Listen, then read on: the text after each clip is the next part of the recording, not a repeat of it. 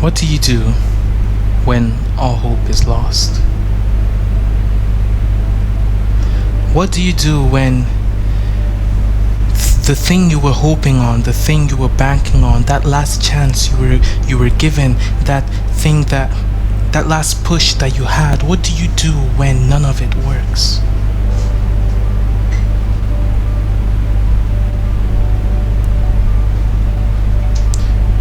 See, most of us are all too familiar with the bad news, with the sad story, with things derailing, with the plans that we have not coming to fruition. Most of us have become frustrated by this thing that we call life. Life is not a bed of roses, and we have found out that sometimes, even when we try our best is not enough.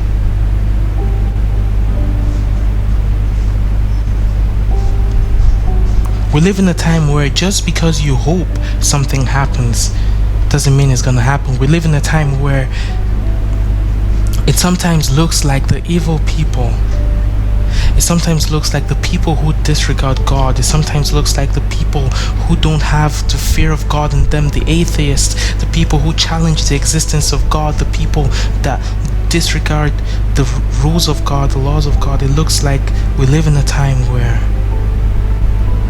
those people are the ones who see the blessings that we covet so earnestly.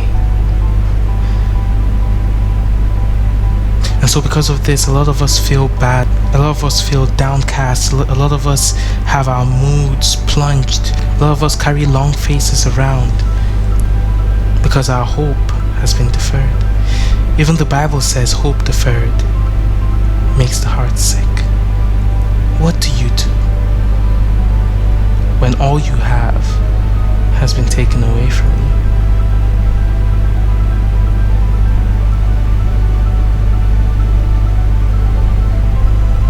See, the limitation of man is that man cannot see the end from the beginning. The limitation of man is that man is not all-knowing. Only God is all-knowing. Only God can see the end from the beginning. Only God exists outside of time, which means that He is in the past, He is in the present, and He is in the future. Only God can know the outcome of the effort you consistently put in your business, the outcome of the effort you consistently put in your relationship, you consistently put in your marriage, in your life, in your job. Only God can know the outcome, because only He can see the end from the beginning. He says He is the Alpha and Omega, so only God can know what will happen when it doesn't look like it.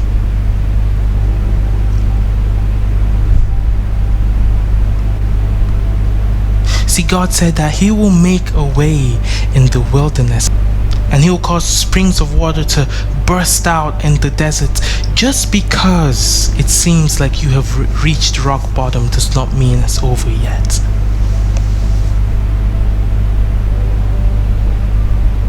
It is not over yet, child of God.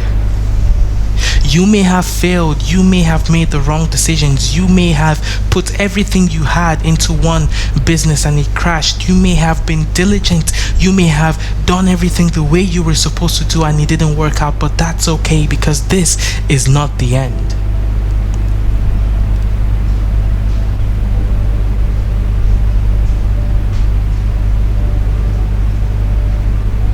The trick to life is realizing that life is not a straight road. Life always has some turns and some twists and some bends, and God can take you through those turns. God said that I know the plans I have towards you, plans of good and not of evil, to prosper you and to give you an expected end, to give you a future. God knows what you need before you even ask Him. Jesus said that if we, being evil, can give good gifts to our children, how much more God in heaven? The best is yet to come. God is preparing something for you. The Bible says that eyes have not seen, ears have not heard, nor has it come into the hearts of man, the things that God has in store for those who love Him. Because you have identified with God, and because you are making strides towards your vision, strides towards your purpose, strides towards the dream, strides towards the goal that you want, strides towards the achievement that you want to have, then God is making strides towards it also, because The Bible says that we do not have a high priest that feels nothing. He has felt all we felt. What that means is that the disappointment you feel, God has felt it. He is feeling it with you at that moment, and He knows the way out of it. All you have to do is trust Him. It is not over for you, child of God. God is bringing you into a season of plenty. God is bringing you into a season of bountiful. God is taking you through the wilderness so that you can come into your promised land. Everything you see around you now is your wilderness season, and if things are not the way you want them to be, it doesn't mean that things cannot turn out for the better, because God says, I am the Lord. Is there anything too hard for me to do? See, before you were formed, before you were sent on earth, God had a plan, and He ordained you to be something. And before you started that business, before you went up into that career, before you took up that job, before you decided to commit yourself in that marriage, before you did any of these things, God was there. And He had a plan for you, and He had a plan to prosper you. He had a plan to cause you to become what you want to be. God has a destination for you. God has promises over your life. And just because it doesn't look like it doesn't mean it's not going to be. The Bible says, who has believed our reports?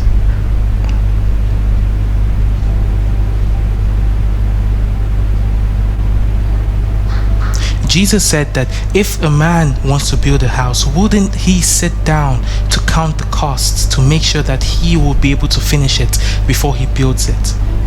Jesus calls that man the wise builder.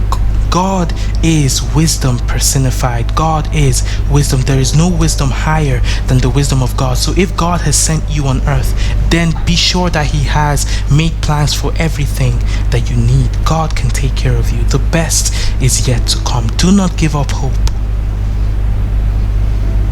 God is never late.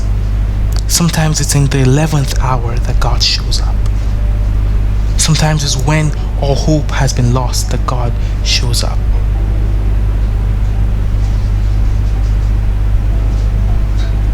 The Bible speaks about a certain woman by the name of Ruth. Ruth had lost her husband, she had lost her brother-in-law, she had lost everything, and so it was just her mother-in-law and her sister-in-law that were left.